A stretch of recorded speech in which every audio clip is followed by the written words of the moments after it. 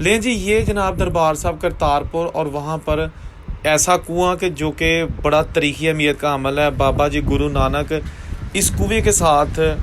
पानी निकाल कर अपनी जो यहाँ पर फसलें हैं उनको उगाते थे, फसलों के लिए पानी इस्तेमाल करते थे, पीने के लिए लोग आस-पास के जो दूर दराज के देहातों के लोग थे वो भी पानी पीने के लिए इस्तेमाल करते थे। ये एक और वहाँ पे जिसको जाली के साथ ढाँप दिया गया है कि कुछ चीज़ें अंदर न फेंके। मैंने इसके अंदर देखा तो पानी आज भी बड़ा साफ़ और शफाफ नज़र आ रहा था।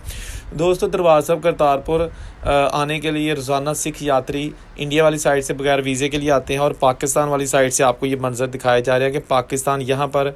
बहुत खूबसूरत बागीचे बनाए गए हैं, बाग बनाए गए हैं, और जगह जगह बोर्ड नस्ब किए गए हैं जिनमें पंजाबी भी लिखी है, उर्दू भी लिखी हुई है, ताकि जो यात्री पाकिस्तान वाली साइड से वीज़ा लेके आते हैं उनको भी पता चल सके। ये आप देख सकते हैं खूबसूरत व्यू। इस चैनल पर बहुत सारी मैंने और भी वीडियोज़ डालनी है, आप इसको फॉलो